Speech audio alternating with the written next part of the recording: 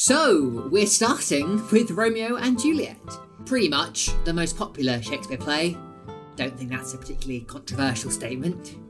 It's the age-old story of a 13-year-old and a 16-year-old falling in love at first sight. Then a week later, 5 people are dead. Just a classic romance. For worse or better, this text has kind of been clouded by centuries of cultural cliché.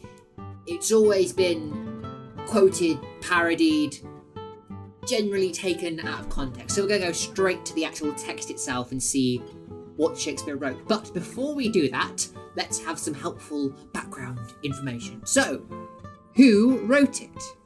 Well, Shakespeare. Obviously. What is it about? It's about the story of an ancient feud between two households, the Montagues and the Capulets, and how their heirs, Romeo and Juliet, fall in love despite the odds.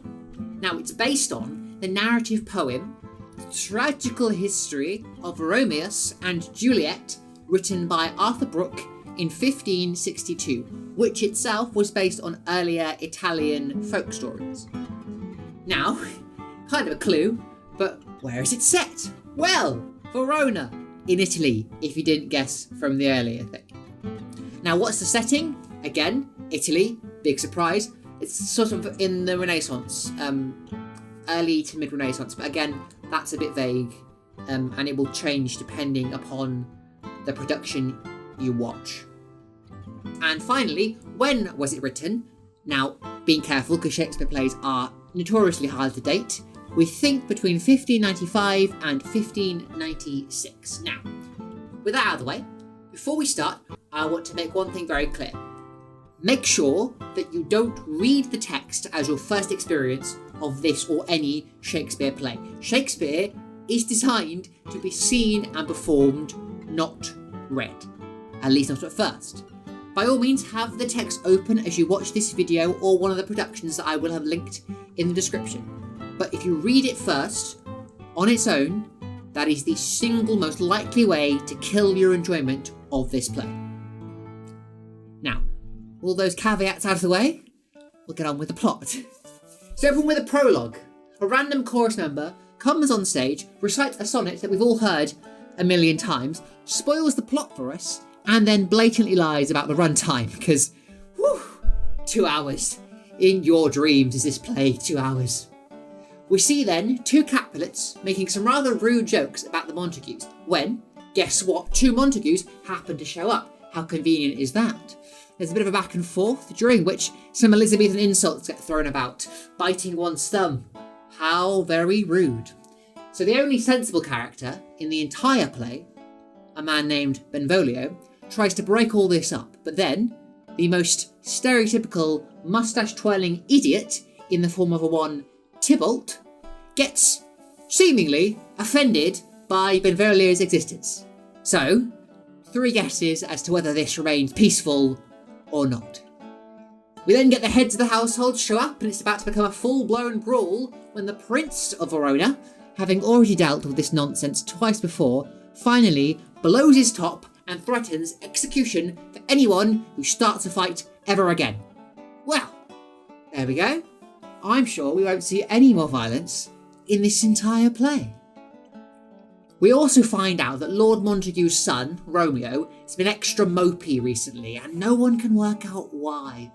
So they get D.I. Benvolio on the case, and he begins his investigation. We quickly learn that Romeo, rather than almost getting stabbed by Tybalt, like the normal Montague boys, is in love. No, not with Juliet. That would make him consistent. Instead, he's pining for a girl called Rosalind, someone he's never met, is also a Capulet, and has sworn she'll remain chaste until she's married. Probably because Romeo can be a bit on the stalky side. Of course, this makes our main man very sad. You can see why I share in Benvolio's exasperation. Oh, next we meet nobody's favourite character, Paris. Now he's trying to set himself up with Juliet, but Lord Capulet, quite sensibly, is like, dude, She's 13 years old, give it a few years. Instead, he invites him to this party with a fantastically long invite list, but, being a genius, clearly, gives this invite list to a servant who cannot read. So Romeo, although he's still doing his best moody Hamlet impression, is willing to help this poor guy out, and guess who he finds out is on the invite list? That's right, good old Rosalind. So Benvolio, completely done with Romeo's whining, suggests they sneak into this party so he can prove that Rosalind really isn't that special compared with the rest of the Capulet girls.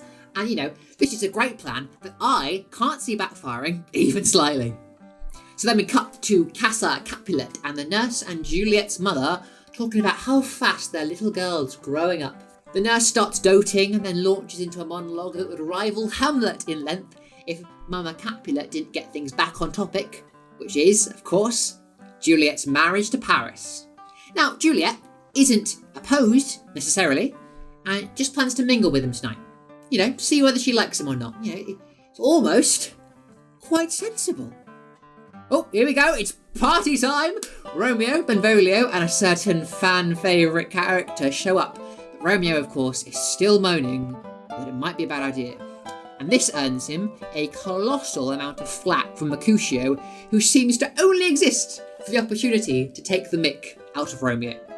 There's a quick back and forth which ends in Mercutio's famous Queen Mab speech, establishing some key character traits of his. He's intelligent, witty, eloquent, and also absolutely mental. Having fully roasted Romeo, the pair finally convince him to actually come to the masked party with them. We get a bit of a random aside with the stressed out servants, and then Capulet greets everyone, but doesn't recognise the two Montagues in his midst. He has a back in my day moment with one of his older mates, and then everyone's having a great time, including Juliet. Something that Romeo notices right away. Suddenly, Rosalind's the last thing on his mind, and he starts harassing a random servant to find out who this girl is.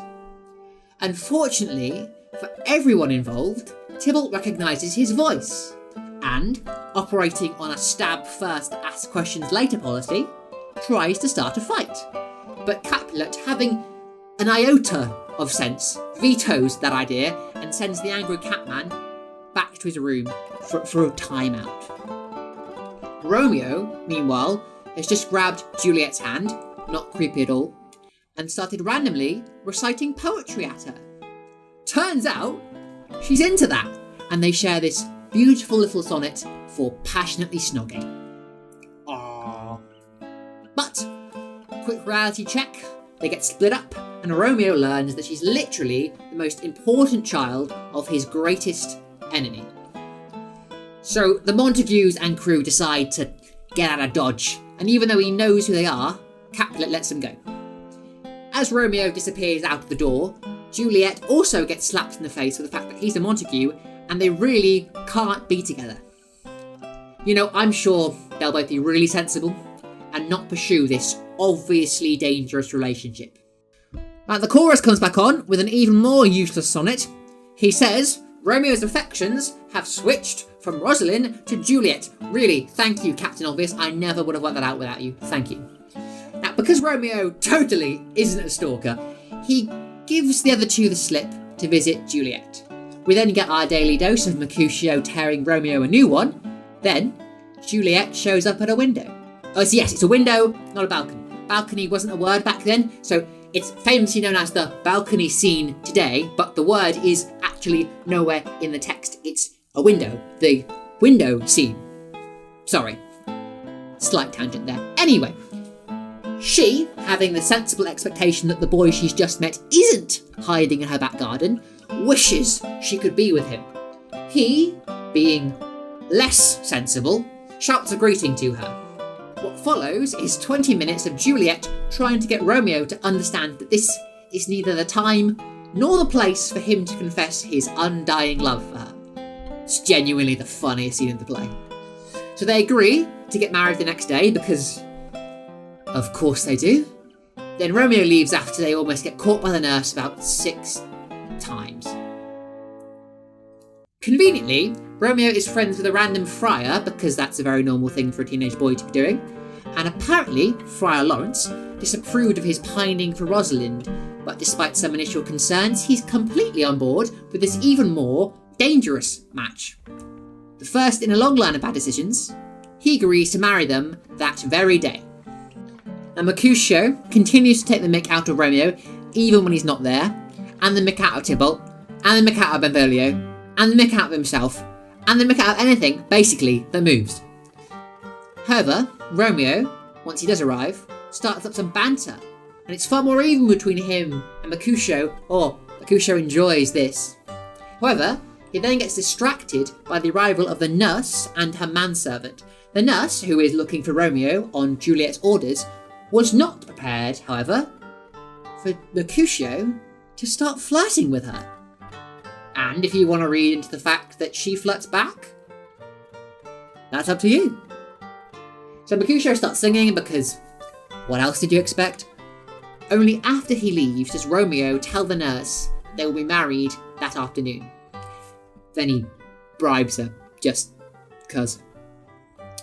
We then cut to Juliet complaining about how old and slow the nurse is, despite the fact she's literally risking her job and potentially her life to set this marriage up. I am therefore unsympathetic to Juliet when the nurse arrives, winds her up and extorts a back rub out of her before she actually tells her about the marriage that afternoon. Next scene's fairly cute, just the prelude to the marriage as rushed as it is. Plot twist, Mercutio's bored again, and with no Romeo around, he takes the mick out of Benvolio for suggesting that maybe they should go home and not get stabbed by Tybalt. Oh no, too late.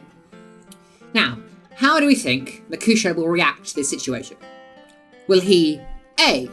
Remain calm and de-escalate the situation, B. Leave, or C. Antagonise the murderous man with the sword? Tybalt, however, is only after Romeo's blood today, and once the newlywed arrives, predictably starts swinging a sword in his face. But Romeo, being all loved up as he is, doesn't want to fight. Mercutio, however, is all for it. Whether he just wants to annoy Romeo or kick Tybalt's ass is unclear. So Tybalt, being a very sensible man, he says no. Just kidding. Cue the fight music! Dun dun dun dun dun dun dun. Romeo, understandably, wants the duel to stop. However, he doesn't quite understand that there are consequences of throwing yourself unarmed into a sword fight. So yes, I agree with Mercutio that it's Romeo's fault he got stabbed. Tybalt does a runner, and Mercutio falls back onto his old tactic of take the mick out of something until it starts bothering you. Unfortunately, that doesn't quite work for mortal stab wounds. He blames Romeo, curses both their houses, then, rather anticlimactically, just dies off stage. But now we get to see angry Romeo, who takes precisely 3 seconds to start another fight with Tybalt, and only 5 more seconds after that to brutally murder him. I'm sure there'll be no consequences for these actions. Benvolio, just being the best person in this play, covers Romeo's back, but still tells the truth when he explains the events to the prince and the 2 heads of the households when they arrive. If you question why Shakespeare gives a character a page-long monologue explaining what literally just happened on stage, just don't do that thing. Obviously, Capulets are angry, Montagues are angry, but the prince, who, let's bear in mind, was related to Mercutio, who's now dead, is having just none of it. He decides to banish Romeo to Mantua, which, fair enough, he did just freaking murder someone. Of course, Juliet has no clue about any of this and has just finished her pretty little monologue about how much she loves Romeo. Nurse comes in, spoils all the fun. There's lots of angry words and crying about the murderous Catman and the impulsive idiot that killed him. So then, Juliet asks the nurse to give Romeo her ring and arrange they meet up one last time. Romeo, as it turns out, is hiding with Friar Lawrence and crying like a baby. The friar reminds him he's only banished, not dead, at which point Romeo says he wished he was rather dead, at which point I, personally, would have told him to get out of my house and let the city guards deal with him. Honestly, I have just no sympathy for him. No sympathy at all. Nurse arrives, and Romeo tries to kill himself because he wasn't melodramatic enough. Then the friar slaps him round a bit and promises to smuggle Juliet to Mantua, so just please, for once in his play, stop whining. Meanwhile, Lord Capulet thinks the best way to solve the family grief is to have a wedding. So he promises Paris that he can marry Juliet within the week. Something I'm pretty sure only Paris is happy about. Romeo and Juliet then wake up in her bedroom having, consummated their marriage. Let's just forget that she's 13 years old. Romeo then goes to leave, just as the nurse busts in saying the parents are on their way. So, he kisses her one last time before mission impossibling it out of her window, just as the mum arrives. However, once Juliet hears about this marriage idea with Paris, she is understandably against it. And I'm sure her father will understand. It's not like he's, one of the angriest characters in Shakespearean literature. Not at all. So yeah, after a little threat of disowning, some stonewalling by her mother, and the nurse suddenly deciding that Paris is, way more attractive than Romeo, Juliet decides to go to Friar Lawrence. Of course, Friar Lawrence, after watching Juliet firmly plant Paris in the friend zone, has to stop another teen suicide by encouraging fake teen suicide? Yay?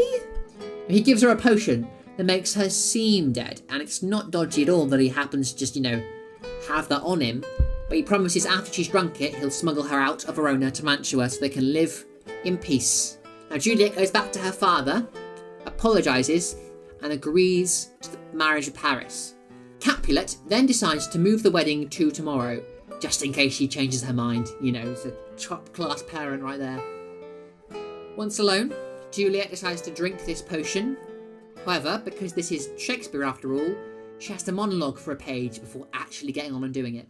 So, everyone thinks she's dead. It's all very tragic. There's lots of crying and upset people, apart from our sneaky little friar there. Also, randomly, just on the side, there are some musicians who are just annoyed they can't play the wedding gig. But, they play the funeral instead, so I guess it's a win-win for them. Of course, Romeo doesn't know about any of this. Juliet, not the musicians. Though I'm sure he doesn't know about them either. He's currently busy monologuing about how much he loves her. Then, Balthazar, a character from the start of the play, I'm sure that none of you actually remember, and he comes to tell him Juliet is dead. Now, Romeo, of course, would never act rashly to this news, no. He would never, ever plan an elaborate suicide. He would never bully an out-of-work apothecary to give him some poison for said suicide. Now, I don't think he'd ever do that. No, that would be just far too impulsive for Romeo, don't you think? Now, remember that elaborate plan of Friar Lawrence's? Well, guess who screwed it up? Friar John. You had one job, Friar John. Make sure Romeo gets a letter so he knows Juliet's not actually dead. One job. Oh, what's that? You got quarantined? It's a poor excuse. A very poor excuse, especially nowadays. God damn it, Friar John. You had one job. Paris, despite being a wet fish, has come to pay his respects to Juliet's grave. So, I'll give him brownie points for that. Unfortunately, he arrives at the same time as Romeo, who, rather aggressively, threatens Balthazar to leave him alone and let him get on with what he's about to do. Of course, Romeo is technically a criminal, so you can't really blame Paris for trying to stop him. However, you can blame Romeo for then straight up killing him in cold blood. Our hero, ladies and gentlemen. He then opens the grave, monologues for a solid 2 pages, drinks the poison, and finally, stops whining. Now, Friar Lawrence, master planner that he is, arrives just too late and finds the now dead Romeo just as Juliet wakes up. Now, with the guards now on their way, thanks to Paris' servant, Lawrence urges her to leave with him, but, well, you all know where this is going. Determined to kill herself as well, she attempts poison by bottle, poison by kiss, before settling on the Good old tried and tested dagger to the heart method. By this point, everyone's arrived, and Balthazar and Lawrence have been caught. We also learn that Romeo's mother died off screen over grief from his banishment, in case you hadn't quite clocked that this is a tragedy yet. The prince, baffled as to why for the second time in a week he is standing over a sea of teenage corpses, asks for someone, anyone, to explain to him what the hell happened. Between them, Balthazar and Friar Lawrence explain that Romeo and Juliet were in love, and then the events that led to their death. The realisation that their feud has caused their children's death leads Capulet and Montague finally to make up with one another. And finally, the play ends on the prince's famous couplet, as we're left with a tableau of two dead teenagers. A glooming peace this morning with it brings. The sun for sorrow will not show his head. Go hence to have more talk of these sad things. Some shall be pardoned, and some punished. For never was a story of more woe than this of Juliet and her Romeo.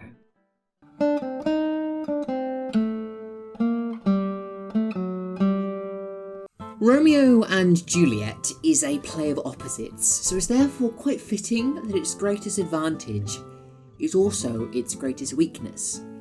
It is by far the most popular, yet equally the most cliched of all of Shakespeare's plays. Everyone, regardless if they know anything about Shakespeare or not, will recognise the iconic balcony scene, or be able to quote at least one line. It's just been ingrained so deeply into the popular culture. A very popular tagline for the play is, "The greatest love story of all time," but if you've actually read the thing, this can seem a bit odd. You know, it's not exactly the picture of an ideal relationship. These cultural snapshots tend to condense the surprisingly complex themes of the play. For example, the reason I love this play so much is because of the way Shakespeare uses brilliant wordplay and sarcasm via the younger characters to poke fun at, pun, and constantly undermine tradition and the older characters. But for most people, they would never think about that when you say Romeo and Juliet.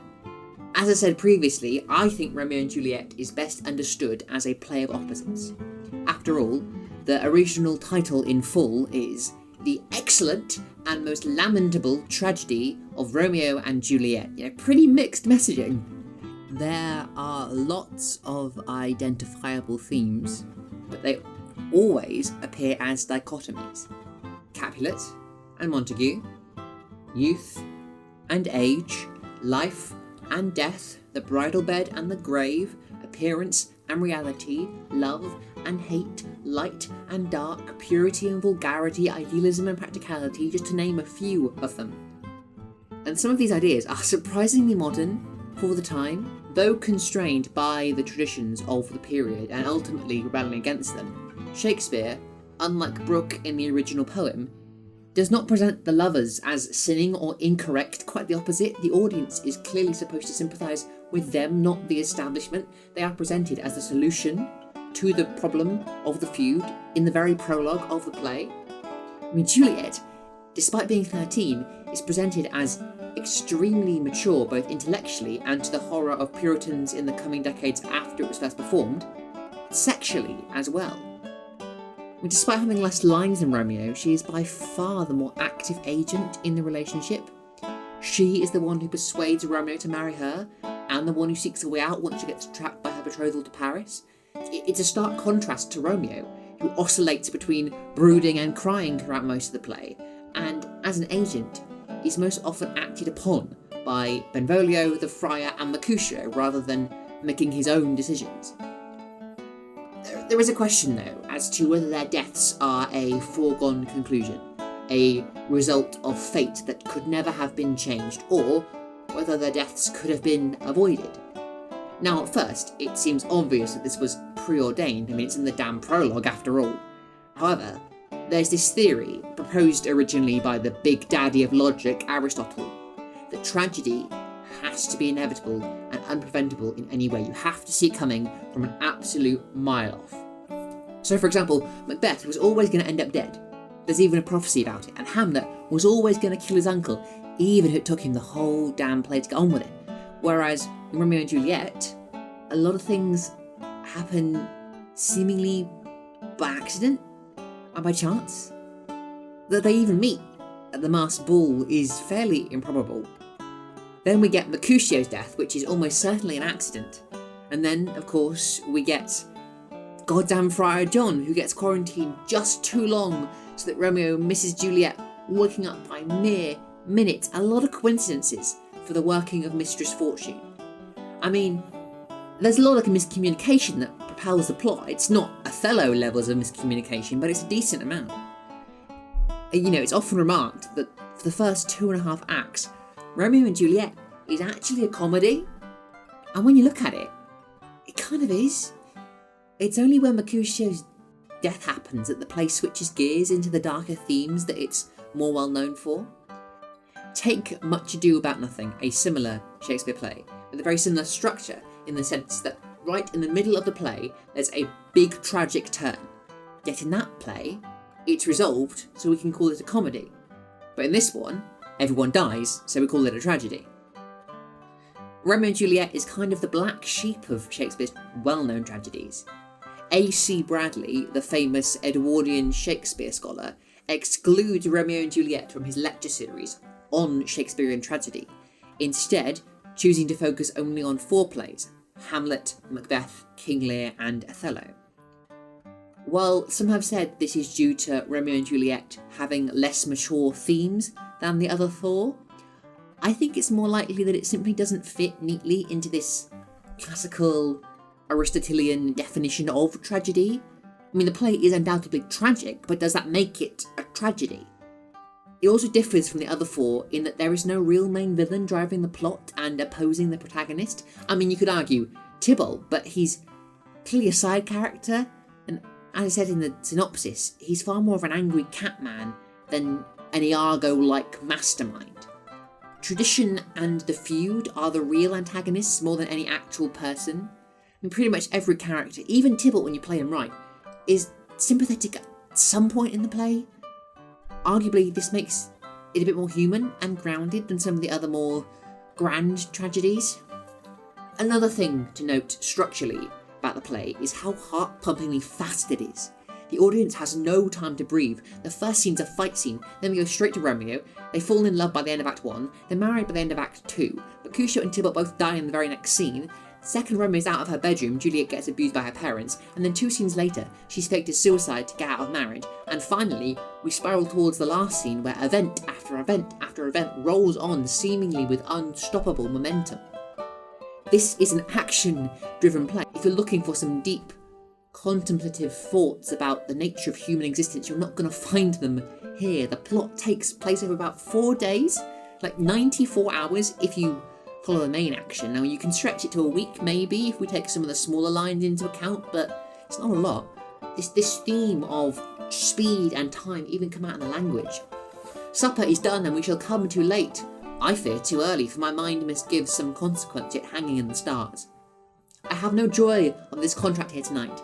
'Tis too rash, too unadvised, too sudden, too like the lightning that doth cease to be ere one can say it lightens. Wisely and slow they stumble that run fast. Swifter than his tongue, his agile arm beats down their fatal points, and to it they go like lightning. Gallop apace, you fiery-footed steeds. This style of language it has also separates it from the grander tragedies. It's often called very lyrical in style. Being one of his earlier plays, it still carries some of the hallmarks from styles more popular in previous years. Rhyming couplets in the middle of speeches, for example. Well, in that hit you miss. She'll not be hit with Cupid's arrow, she hath Dian's wit. And, in strong proof of chastity well armed, from love's weak childish bow she lives uncharmed. She will not stay the siege of loving terms, nor abide the encounter of assailing eyes, nor ope her lap to saint-seducing gold. Oh, she is rich in beauty, only poor that when she dies, of beauty dies her store. It gives the play a more melodic, poetic feeling, a feeling shared with A Midsummer Night's Dream. Indeed, they share a lot. Even the double suicide ending shows up in the play within the play at the end of Midsummer Night's Dream. Pyramus and Thisbe believe each other dead and thus kill themselves. There's some argument as to which of the two came first. We know that they were written at similar times, but was Pyramus and Thisbe the inspiration for Romeo and Juliet, or a retroactive lampoon of his own work? Of course, this shared lyrical style peels off as Romeo and Juliet advances. As the lovers mature, so does the play and its language. Romeo's final speech is far more akin to something you might find in Hamlet and in his early poetic musings. Why art thou yet so fair? Shall I believe that unsubstantial death is amorous, and that the lean, abhorred monster keeps thee here in dark to be his paramour? For fear of that, I still will stay with thee, and never from this palace of dim night depart again. Here will I remain, with worms that are thy chambermaids. Oh, here will I set up my everlasting rest, and shake the yoke of inauspicious stars from this world-wearied flesh. Conventional wisdom is that Romeo and Juliet is Shakespeare refining his style. After all, Romeo and Juliet is only a second tragedy, and so the idea is that he kind of learnt from his comedies and perfected this unique tragic style that we'd later see in the big tragedies.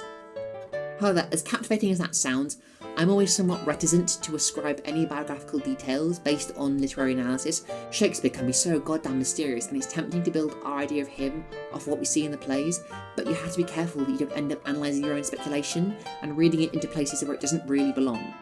Stick what's actually in the text. So even though it can be considered, and has been considered, immature as a tragedy by certain critics, I'd argue that's a very narrow way of viewing at it. It's a very witty play, arguably the wittiest of the tragedies, though I think Hamlet could compete, of course. But Shakespeare plays with language so much, there's almost too many double meanings to count. Essentially, every word that comes out of Mercutio's mouth is a pun, a double entendre, or some kind of clever witticism. Of course, this both reinforces that theme of opposites that runs throughout the play, but it also makes it funny. You have to bear in mind that it's got to be entertaining at the end of the day. Like, King Lear might be considered more textured and richer by critics and professors, but there's a reason Romeo and Juliet is as popular as it is. There's more emotions flying about, it's more human and relatable and entertaining. Like much else, what's in language tends to be reflected in the structure, so the constant ironic punning lines up with the multitude of ironies scattered throughout the play. The feud that causes their death ultimately ends with their deaths. Lawrence facilitates the marriage in the hopes it will end the feud, and indeed it does, but just not in the way he intended. Romeo crashes the party in the hopes of seeing Rosalind, yet falls for Juliet straight away, despite proclaiming to Benvolio that seeing others would only increase his love for Rosalind. Likewise, Benvolio's plan to get Romeo's mind off Rosalind works, but ironically leads to the death of his best friend. And Romeo's refusal to fight Tybalt, as he now views him as a kinsman, leads only towards both Tybalt and Mercutio's deaths. In the 1968 film version, the Mercutio and Tybalt scene is clearly just a play fight, but Romeo jumping in case something accidentally goes wrong is actually what causes things to go wrong, ironically. And obviously the irony that had Romeo received the message from Friar John, goddammit Friar John, he would have known Juliet lived and not killed himself, and had he arrived a little bit later, or Lawrence arrived a little bit earlier, then they would have found each other alive and it would have been a happy ending. And it's so close. As Cedric Watts puts it, Juliet, yet to awaken, lies in the chamber of death, now accompanied by the corpses of Romeo, Paris, and Tybalt, their youth mocked by the bones and skulls around them. None of the other plays, with maybe the exception of Othello, utilise dramatic irony so effectively to highlight this feeling of tragedy that could have been avoided. There's a brilliant moment in Baz Luhrmann's version where Juliet wakes up just before Romeo kills himself.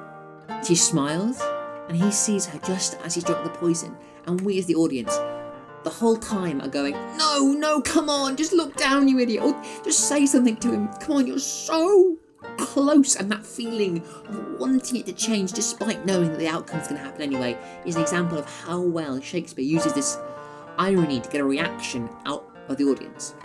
As I said before, Shakespeare plays a lot with language in this play. You even see it in the names he changes from Brooke's original poem. So Romeo was originally Romeus, but Romeo means pilgrim, hence the choice of metaphor in the first kiss with Juliet. My lips, two blushing pilgrims, ready stand to smooth that rough touch with a tender kiss. And the Mercutio is a bastardization of mercurial, meaning sudden or unpredictable changes of mood or mind, and that doesn't sound like Mercutio at all, if you ask me.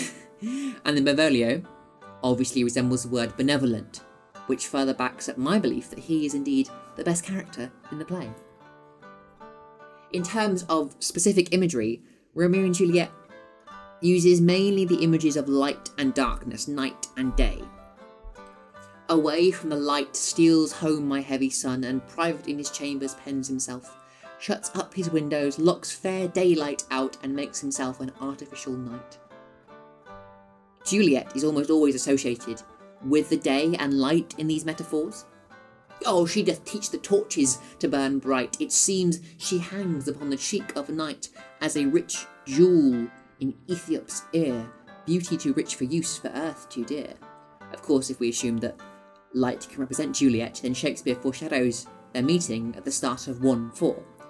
Give me a torch, I am not for disambling. Being but heavy, I will bear the light. Another double meaning as it happens, and an irony as well, because he can't bear the light that is her love. They both die. Also, when he says earlier, for earth too dear, he is foreshadowing her death. She is so dear to him that indeed she will not be on the earth much longer. A grave, oh no, a lantern slaughtered youth, for here lies Juliet, and her beauty makes this vault a feasting presence full of light. Because Juliet makes use of this too. In what I think might be my favourite passage of the play, Juliet compares Romeo to the stars, and says he'll be so bright that people will forget the sun and desire the night instead. It's darkly ironic, considering what happens later in the play. He did love his foreshadowing, did old Shakespeare. Come night, come Romeo, come thou day in night, for thou wilt lie upon the wings of night, whither the new snow on raven's back. Come gentle night, come loving black-browed night, give me my Romeo, and when he shall die, take him and cut him out in little stars, and he will make the face of heaven so fine that all the world will be in love with night, and pay no worship to the garish sun. Oh, I have bought the mansion of a love, but not possessed it, and though I am sold, not yet enjoyed. So tedious is this day, as is the night before some festival to an impatient child that hath new robes and may not wear them. Light, of course, is only useful in contrast to darkness, and we see a use of this at the end of the play as well. A glooming peace this morning with it brings, the sun for sorrow will not show his head. Darkness is also associated with Rosalind at the start of the play, drawing a sharp distinction between her and Juliet. After all, it's argued, and I fully agree, that Romeo was not in love with Rosalind, simply in love with the idea of love itself. And Juliet, if you'll pardon the pun, enlightens Romeo to the realities of love. And finally, if you push your analysis far enough, you can see how Shakespeare starts to undermine the very concept of language itself. "'Tis but thy name that is my enemy. Thou art thyself, though not a Montague." What's Montague? 'Tis nor hand, nor foot, nor arm, nor face, nor any other part belonging to a man. Oh, be some other name. What's in the name? That which we call a rose by any other word would smell as sweet, so Romeo would, were he not Romeo called, retain that dear perfection which he owes without that title. Oh, Romeo doth thy name, and for that name which is no part of thee, take all myself. Juliet questions what a name even means, how it is simply an arbitrary title, and she sees no use in it. It is a rejection of tradition and family, a reflection of how the pair will go against both their families and the traditions of the time throughout the play. Of course, the difficulty of rejecting names as a concept means she and Romeo have nothing to hold on to. As Romeo finds out later, his name is inexorably linked to him and he can't remove it as much as he might try. As if that name, shot from the deadly level of a gun, did murder her as that name's cursed hand murdered her kinsman. Oh, tell me, Friar, tell me, in what vile part of this anatomy doth my name lodge? Tell me that I may sack the hateful mansion. It encapsulates the struggle they find themselves in, caught between two worlds, wanting to reject one, but never quite being able to separate themselves from it.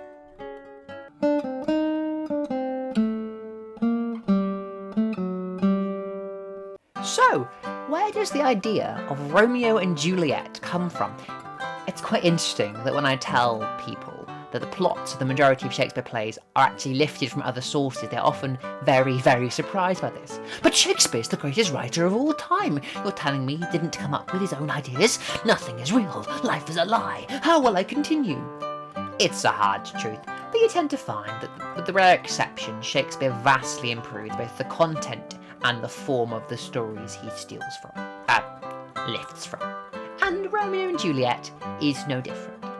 It's pretty unanimously understood that Shakespeare's main inspiration for the play was a long narrative poem called Tragical History of Romeo and Juliet by one Arthur Brooke.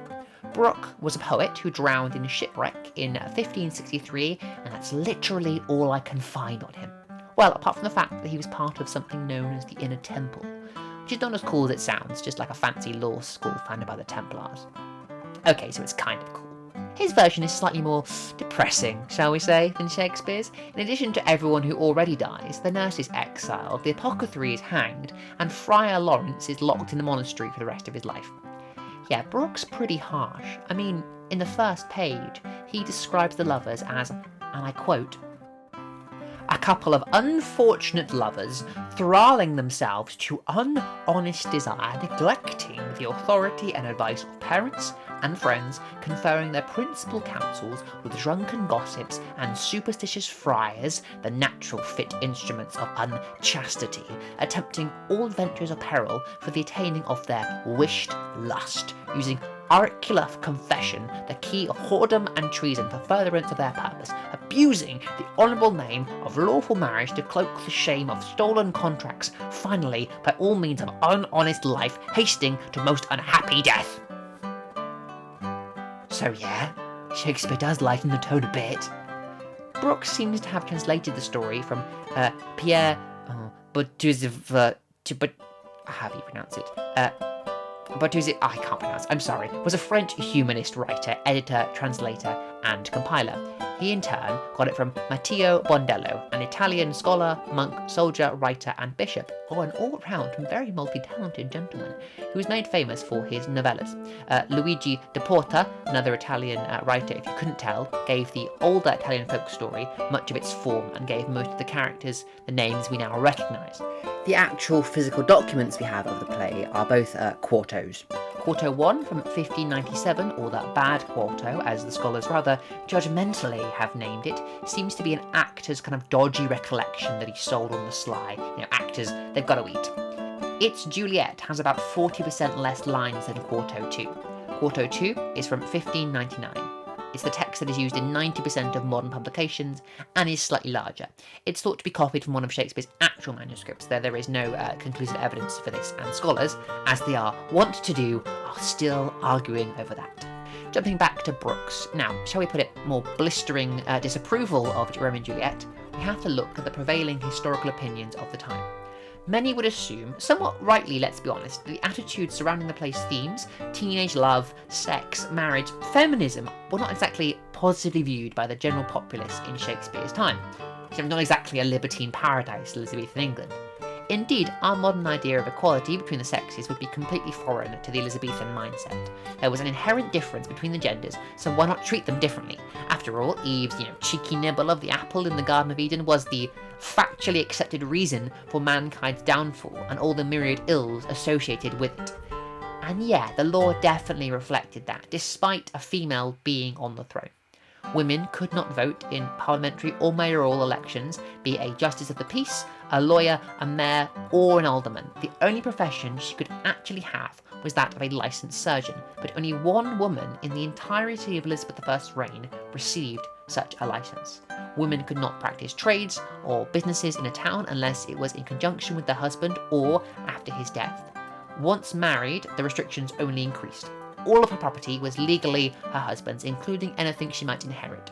She could not sign a legal document without her husband's permission, including her own last will and testament, and as long as he did not kill her, her husband was legally allowed to beat his wife with impunity.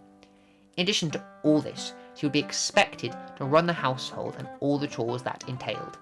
washing the clothes, linens, bedding, ensuring there was enough food and firewood for the family, and raising the children basically independently. So, you might quite rightly ask, why would Juliet ever want to marry Romeo, never mind suggest it herself?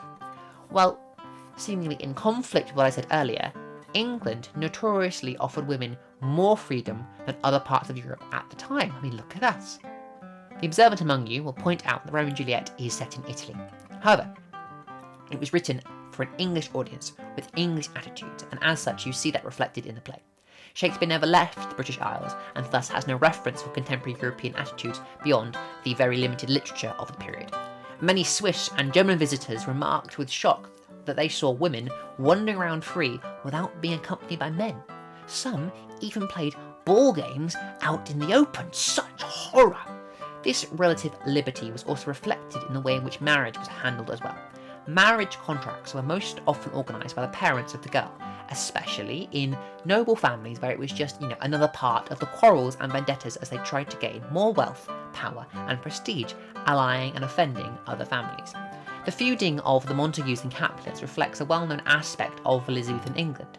Violence was commonplace, these feuds not uncommon. For example, the Percy and Neville family had an infamous rivalry in England. In addition, duelling, as seen in the play, was a familiar practice. Even Jonson and Marlowe, Shakespeare's contemporary playwrights, were often involved in their own duels. Young men who, percentage-wise, numbered 5 times more than they do today. A huge slice of the population often wore rapiers if they could afford them, and fought in the very streets in which Romeo and Juliet was originally performed. But despite politics and violence often being more of a reason for marriage than love, the bride's consent, under duress or not, was considered extremely important. The church consistently treated the willingness of the bride as a condition for marriage. The Elizabethan Book of Common Prayer required the clergyman publish pamphlets for 3 Sundays before the wedding, asking parishioners to come forward and present reasons it shouldn't happen. If either of you do know any impediment why ye may not be lawfully joined together in matrimony, then that ye confess it.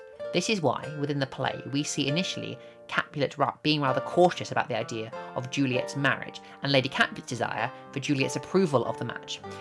Even when Capulet threatens her later on, you'll notice it isn't, "You're doing this, no questions asked," it's, "You're doing this, or I'm disowning you." It's a small difference, you might think, but it's huge legally in the Elizabethan age.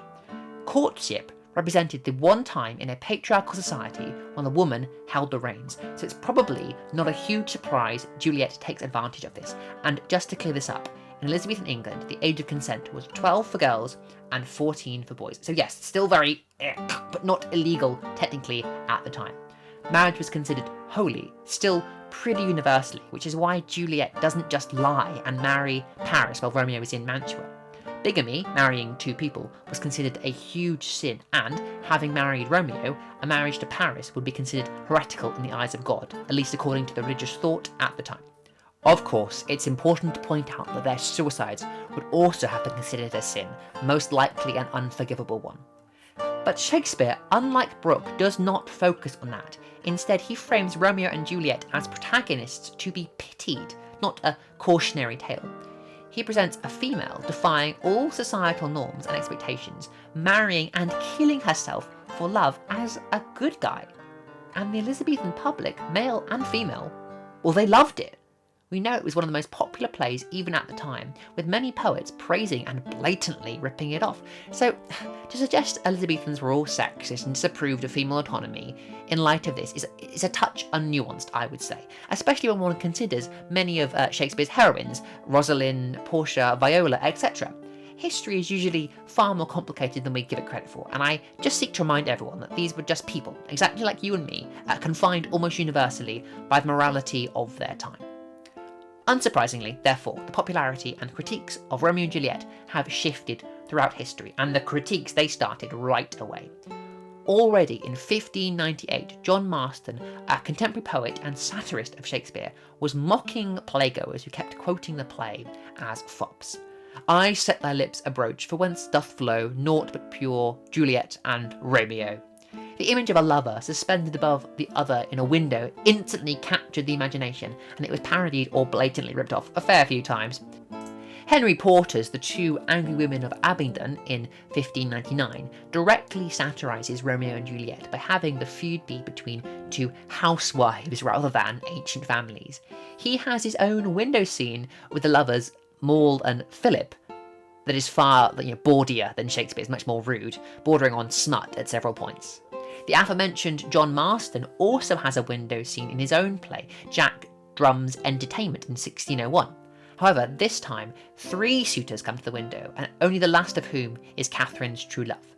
These are both comedies, so it might seem odd to compare them, but it proves that this image of the window scene was ingrained enough in the Elizabethan consciousness that it could be recognisably parodied.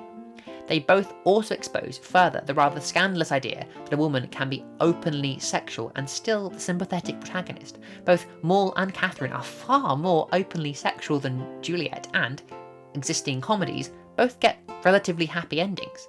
This exploration reaches its natural conclusion with John Ford's "'Tis Pity She's a Whore", 1633. It doesn't directly reference Romeo and Juliet like Porter and Marston, but the similarities are many. Both share a forbidden love looked down on by society. Both have a friar who counsels the lovers as well as a nurse or tutoress, and both lovers end up dying tragic deaths. Of course, the difference is that Ford's lovers are brother and sister, but the question and themes remain the same. By alluding to the innocence of the earlier play, Ford draws the contrast as he explores the darker themes of his own play. Obviously, once we hit 1642 and the Puritan Long Parliament closes down the London theatres, we don't see much of Romeo and Juliet. Bloody Cromwell! Though again, the themes of open female sexuality made Puritans hate it even more than they hated the rest of theatre. Yay! Luckily, with the restoration of Charles II in 1660, they reopen, though Romeo and Juliet, and much of Shakespeare, is considered rather unfashionable during the restoration. Famously, Samuel Pepys called Romeo and Juliet the worst play that I have ever heard in my life. Aristotle's unities of time, place and action were now what dictated good plays, and Romeo and Juliet does not fit easily into Aristotle's definition of tragedy. When it was performed, it was often heavily censored, removing Juliet's open sexual language and Mercutio's boyness. There was still a fair amount of respect for Shakespeare, though. Thomas Otway adapted the play into the neoclassical format for his own play, The History and Fall of Caius Marius. Seemingly a political piece drawing parallels between ancient Roman consulship and the potential succession of the Catholic James II, it very, very closely resembles Romeo and Juliet. Marius and Lavinia are our lovers in this play, and Otway pays more attention to the split of loyalties that the lovers have rather than what Shakespeare does. Romeo and Juliet almost relish in their disloyalty to their families, whereas Marius and Lavinia desperately want not to be in love with each other, yet they cannot help it. It's also the first time we get this idea of Juliet, or Lavinia in this case, waking up in time to see and talk to her lover before he succumbs to the poison, rather than waking up alone. As we move into the 1700s, Shakespeare's popularity re-emerges thanks almost single-handedly to a man named David Garrick, an actor, playwright and theatre manager whose Shakespeare Festival in Stratford brought the Bard's works back into the mainstream and put Stratford, thankfully for me, on the map. His version of Romeo and Juliet, though based on the text of the original, has many alterations similar to Thomas Otway's. Garrick cut a huge amount, including the chorus, the prologue, any reference to Rosaline, the entire character of Lady Montague, and what he called the jingle and quibble. Punning and wordplay was still wildly unfashionable, so a lot of Mercutio's jokes were cut, as were a lot of Juliet's lines. Romeo becomes more consistent and less fickle, while Juliet becomes less active and philosophically questioning. Her sexual language was still heavily censored. The lovers are presented as pathetic victims rather than active agents in their own tragedy. You can see this in the grand funeral scene that Garrick gives to Juliet after her fake death. He also adds in a scene of his own creation where, much like Otway, Juliet wakes up in time to have a full-blown conversation with Romeo before they die. All these alterations were designed to make the tragedy more palatable to an audience used to the neoclassical style, hence the streamlining and focus on fitting neatly into the genre of tragedy. The idea of pity is an essential element of Aristotle's idea of tragedy. The pity in the play was not universally accepted, however, with many, including one of the first female Shakespearean critics, Charlotte Lennox, pointing out that the play had weaknesses in a neoclassical sense. Lennox marks these flaws up to Shakespeare not having access to the original Bondello and relying instead on the flawed, as she sees it, the French and Brooke versions. Of course, these are only weaknesses when viewed through this neoclassical lens. The famous writer Samuel Johnson, however, enthusiastically disagreed with the neoclassical critique and called the play a particular favourite despite the lack of unities. However, like Garrick, he would often point out plot holes and overly flamboyant, ununiform language in places he viewed as inappropriate. Moving swiftly through the early 1800s, and people start caring less and less about the unity and strict genre lines. The poet Samuel Taylor Coleridge saw it as a progression of Shakespeare's tragedy writing, rather than the immature first try it had previously been thought of.